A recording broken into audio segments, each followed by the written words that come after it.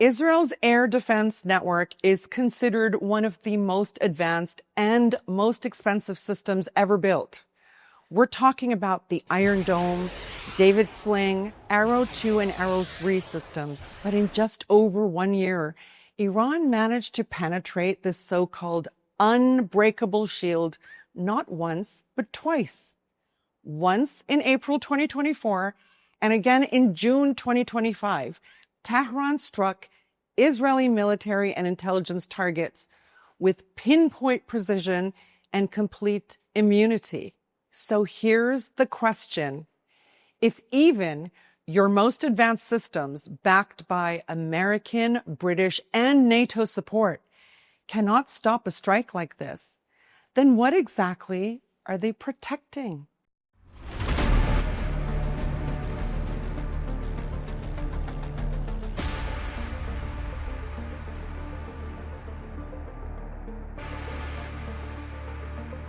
Let's take a look at how Israel's layered air defense is actually built.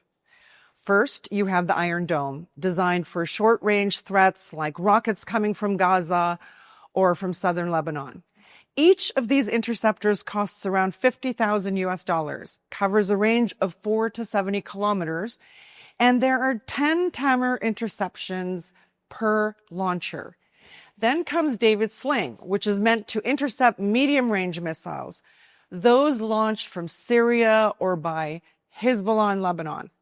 One interceptor here costs about $1 million with a range from 40 up to 300 kilometers. At the top of the system are Arrow 2 and Arrow 3, built to counter long-range ballistic missiles like Iran's Shahab, Sajil, or Imad variants.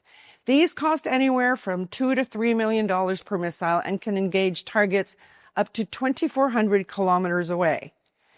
And finally, there's the U.S.-supplied Patriot system, a backup for cruiser ballistic threats. Each Patriot missile can cost between $3 and $5 million and has a range of about 70 kilometers. Now, all of these systems are integrated into a NATO-linked C4I grid, meaning command, control, communications, computers, and intelligence are connected across allies. This links U.S. CENTCOM, Israel's Air Force headquarters, and airspace managers in Jordan and in Saudi Arabia. On paper, this makes Israel's airspace some of the most defended in the world.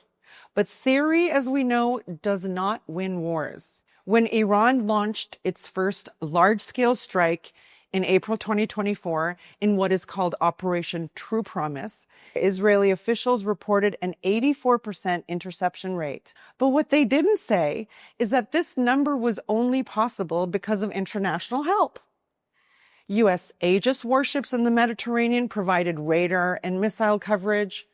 British and French fighter jets scrambled from Cyprus. Jordan opened its airspace to American aircraft. The Saudis quietly shared their radar data, and German electronic warfare planes were operating in the eastern Mediterranean. This wasn't purely Israeli defense. It was a NATO-led firewall. And without that multinational umbrella, that entire barrage would have landed. This is where Iran's strategy really comes into focus. Economic warfare waged through sheer missile math. Let's look at the cost side of this equation. On Israel's side, every interceptor comes with a hefty price tag. Now contrast that with what Iran is spending. Shahed drones, those now familiar loitering munitions, cost around $20,000 a piece. The Pave cruise missile, about $100,000. Even Iran's Imad medium-range ballistic missiles are estimated at $1 million, still cheaper than many of the interceptors used to shoot them down. And the Fatah hypersonic missile, while its exact cost isn't public, experts agree it is significantly cheaper than the systems scrambling to stop it. Systems which, by the way, still fail to intercept it. Why? Because no interceptor system in the world today is capable of reliably bringing down a hypersonic missile. In April, Iran fired over 300 projectiles, spending roughly $100 million in total. To intercept them, Israel and its allies spent over $1 billion in a single night. Then in June, Iran struck again, this time with fewer than 100 munitions. Smaller scale, yes, but smarter execution. They managed to disable air bases, cripple command and control systems, and knock out key radar and intelligence nodes with surgical precision. This isn't just a missile exchange. It's a war of attrition, and Iran is spending less to do more. In April 2024, Iran executed a four-tiered attack strategy. First came the drones, saturating the skies, overloading radar systems, and forcing Iron Dome batteries to waste interceptors. Then cruise missiles flew along low-altitude, terrain-hugging paths to evade Israel's David Sling. After that, ballistic missiles soared at high altitudes, intending to bait Arrow 3 interceptors. Finally, the real warheads followed decoy waves, slipping through Israel's radar gaps. The result? Israel's air bases were struck. Mossad-affiliated intelligence hubs were taken offline, and radar posts in the Israeli-occupied Golan Heights were neutralized. By June 2025, Iran's approach had evolved. This time, it was about precision and not volume.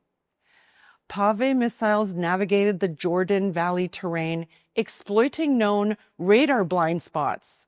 Two Fatah hypersonics bypassed every layer of defense, hitting targets near Beersheba and Ramon.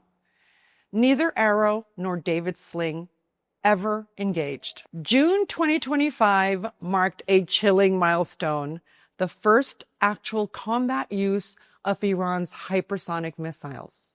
Iran's Fatah missile is capable of speeds of Mach 13, a maneuverable glide phase, flying in near space trajectories, and there is no current defense system on Earth that can intercept it.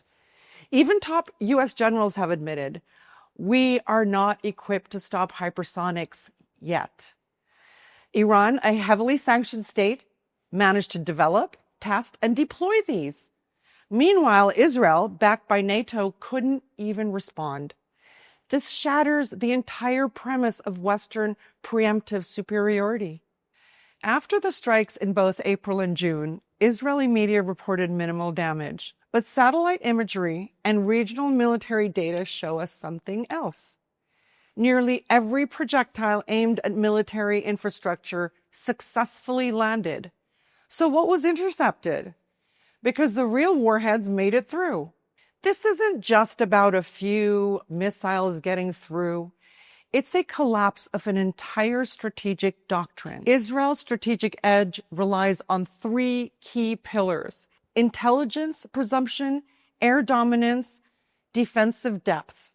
And Iran managed to break all three. It launched from deep underground, it flew under or beyond Israeli radars, and it sustained multi-front pressure. Now imagine what would happen if Hezbollah unleashes 5,000 rockets, the Yemeni armed forces open up a Red Sea corridor, and Iraq's popular mobilization units launch drone units. The shield would crumble entirely, and Western allies would be left paying the bill. Let's say Israel's 84% interception rate is accurate. Even then, Iran wasn't trying to hit shopping malls or schools. Its main objectives were clearly military. Hit Israeli bases, blind Israel's radar and intelligence capabilities, and test hypersonic effectiveness in real combat situations. And it achieved all of those goals twice. By modern military standards, that's 100% mission success. So ask yourself, who actually won? This is not just a story about Iran and Israel, but a glimpse into a new era of military warfare. We're entering a battlefield shaped by technology attrition, asymmetric economics, saturation tactics, smart, fast, and cheap offensive capabilities. Iran just wrote the manual on how to crack a Western integrated defense grid. And you can bet others are watching, including China, Russia, North Korea, and still others.